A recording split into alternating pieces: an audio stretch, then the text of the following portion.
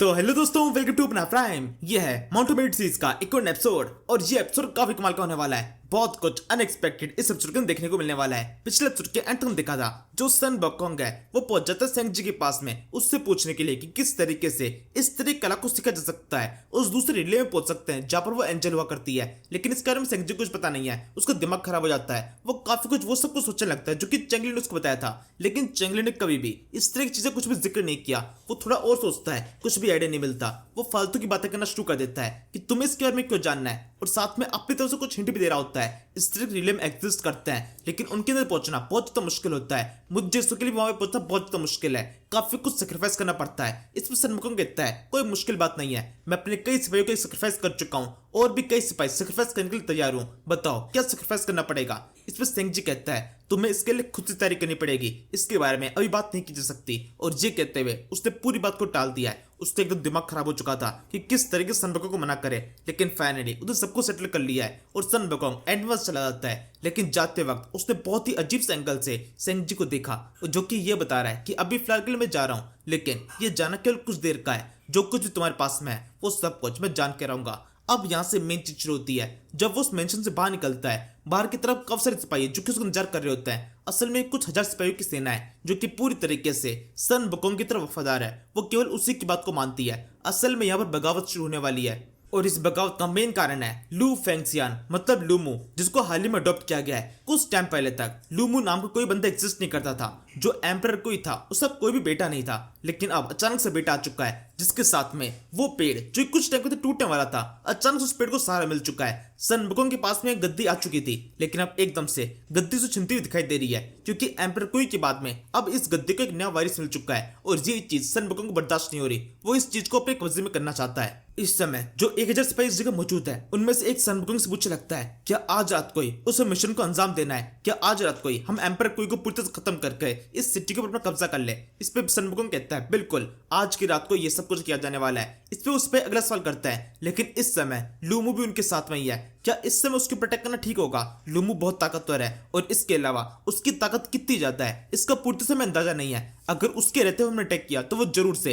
Emperor कोई को protect करने की कोशिश करेगा, और हमारे लिए फाइट काफी मुश्किल हो सकती है। हमें दोनों के अलग करने का इंतजार करना चाहिए। सन बकोंग को ये इंतजार का आइडिया बिल्कुल पसंद नहीं आता, क्योंकि वो काफी लंबे टाइम से पहले इंतजार करता आ रहा है, और ये एकदम परफेक्ट नाइट है, और जितना लंबा इंतजार किया गया तो सब कुछ खराब हो सकता है। इस समय चेंगली अटैक करने के लिए आने वाला है। सिटी के अंदर अफरा तफरी का माहौल है। अगर इस टाइम पर अटैक किया गया तो चोट काफी खतरनाक होगी। वो आसानी से गद्दी को अपने कब्जे में कर सकता है, लेकिन वहीं अगर कुछ लंबा इंतजार किया गया, चेंगली तो सिटी को प्रोटेक्ट कर देगा, तो वैसे ही सब कुछ हाथ छिन जाने वाला है। लेकिन वही अगर संधि हो जाती है तो सारी अफरा तफरी खत्म हो जाएगी, और उसको दोबारा से इस तरह मौका हासिल करने में काफी लंबा टाइम लग जाएगा। तो यही परफेक्ट टाइम है इस गद्दी को प्रोटेक्ट करके उस कब्जे में कर लेने का। तो वो तुरंत ही अपनी सेना के साथ में सीधे महल की तरफ आगे की तरफ बढ़ने लगता है, और अब सब कुछ लूमू के ऊपर डिपेंड करता है। असल में यहाँ पर उसका प्लान है लूमू को मौका दिया जाएगा अपनी साइड डिसाइड करने का, क्योंकि लूमू अडॉप्टेड सन है, वो आसानी से किसी भी टीम की तरफ जा सकता है, ऐसा सन बकोंग का सोचना है। अगर उसने सन बकोंग की साइड ले ली तो सन बकोंग की टीम के अंदर आकर वही जनरल की पोस्ट पर होगा, लेकिन वही अगर वो साइड नहीं लेता है तो लूमू को भी यहाँ पर मार दिया जाने वाला है। और अब इसके बाद में हम इस मेंशन से देखते हैं लूमू की अभी इस जगह पर एंट्री हुई है।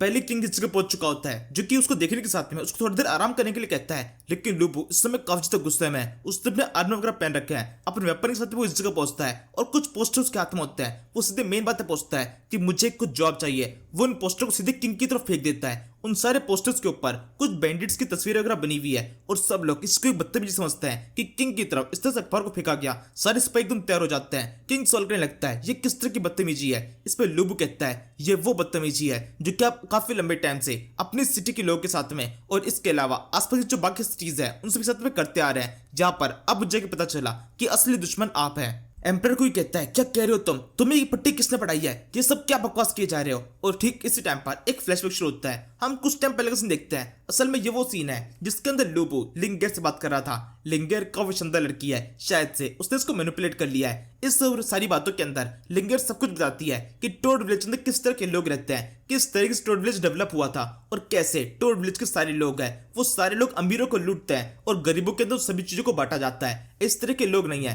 कि जो जबरदस्ती लोगों को परेशान करे या फिर उनको जबरदस्ती मारने की कोशिश करे, लेकिन एम्परर कोई वो अपनी लिंगजो सिटी के अंदर अक्सर ऐसा कुछ करता है। लोगों को पकड़ पकड़ के इस जगह पर लाया जाता है ताकि ये लोग अपने मारने की ख्वाहिश को पूरी कर सके। जो कुछ भी इस किंग के बारे में सारी दुनिया के अंदर फैला हुआ है वो सब कुछ लुबू को बता देती है।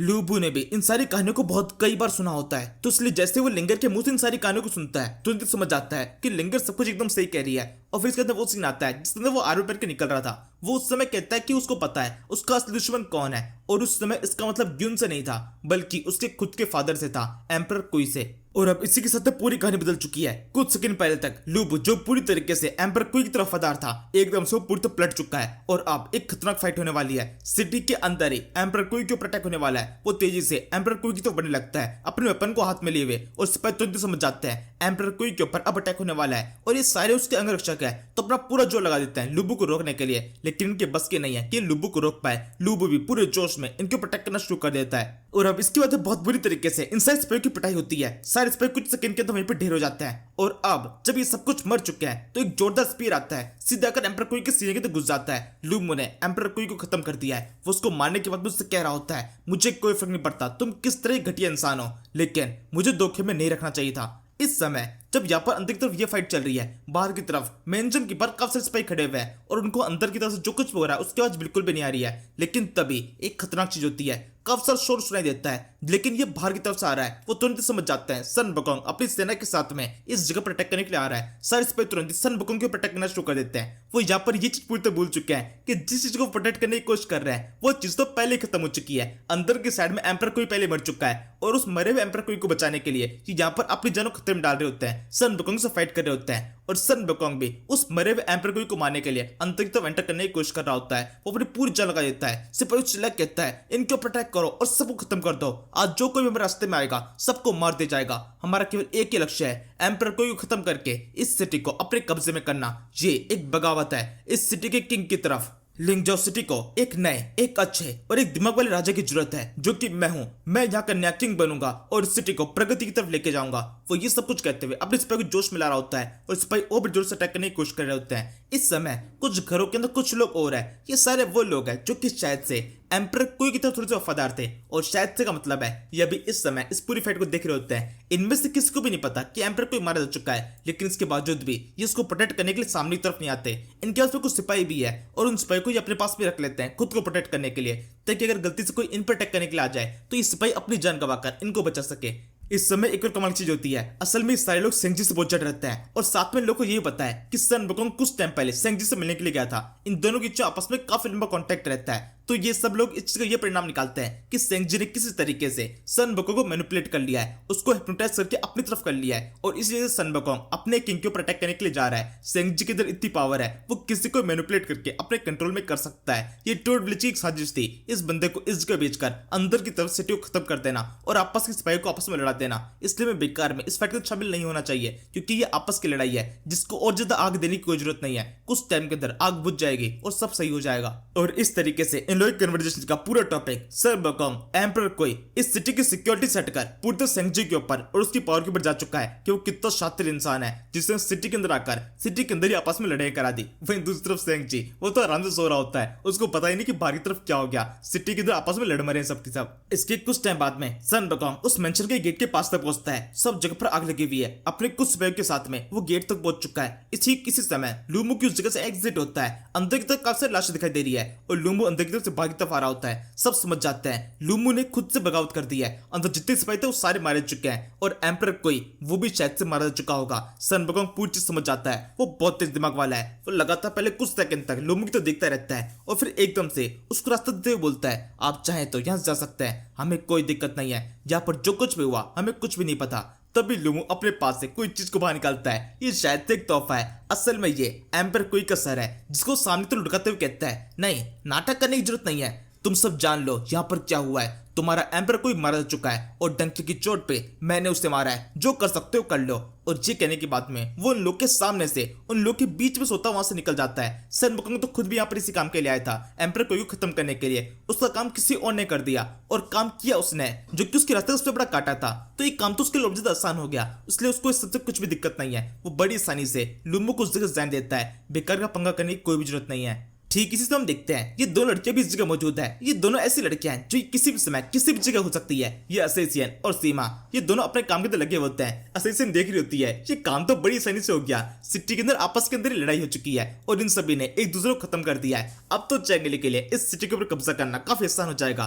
वही दूसरी तरफ सीमा अपनी किताब कंप्लीट कर दी होती है और उसने इस किताब का मेन हीरो पूरी तरीके से सेंगजी को बना दिया है। इस किताब के अंदर पूरी तरह से मेंशन किया गया है कि सेंगजी कितने काबिल का इंसान है जिसने आसानी से दुश्मन की सिटी के अंदर एंटर करके उन सभी के आपस में लड़ाई लड़ा दी और इस सिटी को अपने कंट्रोल में कर लिया। ये बहुत कमाल का स्टेप था। वहीं दूसरी तरफ सेंगजी उसको इसके बारे में कुछ भी नहीं पता। अभी वो नींद में है। सिटी के अंदर इतनी भयंकर लड़ाई चल रही है और उसकी नींद ही नहीं टूट रही। जैसा बाप वैसी बेटी। लिंगर की भी सेम हालत होती है। उसने कितना बड़ा कांड कर दिया है, लूमू को कितनी बुरी तरीके से मैनिपुलेट कर दिया अपने खुद के फादर की तरफ। वो काफी कमाल का था और अभी इसमें वो नींद में होती है। उसको भी नहीं पता सिटी के अंदर क्या सब कुछ हो रहा है। वैसे उसने सब कुछ भी जानबूझ के नहीं किया था, उसने वही सब कुछ किया जो कि लूमू ने उससे पूछा। अपनी तरफ से कुछ बताया नहीं, लेकिन फिर भी रिजल्ट काफी कमाल का निकला है। सिटी खत्म हो चुकी है, चारों तरफ आग लगी हुई है और चैंगली के लिए सिटी को प्रोटेक्ट करना काफी आसान हो चुका है। या फिर शायद थे इसका उल्टा भी हो सकता है क्योंकि मेन फुल स्टॉप तो अभी भी लगा हुआ है। सेंगजी अभी भी इस सिटी के अंदर ही है जिसकी वजह से फाइट को रोका गया है और अब तो किंग बदल चुका है। सन बुकोंग किंग है जिसके पास में ज्यादा दिमाग है। वो बिल्कुल भी सेंगजी को अपने चंगुल से निकलने नहीं देगा क्योंकि जब तक सेंगजी सिटी के अंदर है तब तक चैंगली सिटी को प्रोटेक्ट नहीं कर सकता है। ये बात तो उसको बड़ी सही समझ में आ चुकी है। लिंगेट तो भले ही सिटी से बाहर निकल जाएगी, लूमू मदद करने वाला है, लेकिन सेंगजी वो पक्के तौर पर काफी लंबे टाइम तक सिटी के अंदर कैद रहने वाला है और चैंगली को उसको निकालने के लिए बहुत ज्यादा मेहनत करनी पड़ेगी। एक बार के लिए एम्पर कोई के जंगल से उसको निकाल सकते थे, लेकिन सन बकोंग वो काफी शातिर इंसान है, उससे बच पाना काफी मुश्किल पड़ेगा। और इस बंदे का तो ट्रैक रिकॉर्ड भी काफी ज्यादा खतरनाक रहा है। चैंगली ने इसके जंगल से पहले भी किसी को छुड़ाने की कोशिश की थी और वो पूरी तरीके से फेल हो गया था। प्रोसेस कामयाब थी लेकिन रिजल्ट फेल निकला था। तो चलो अब इसी के साथ में इस एपिसोड को खत्म कर देते हैं। Thank you for watching. तू मेरा बेटी तुझे अपनी बीती तू है, समंदर सी दुनिया भावना में बह गया मैं।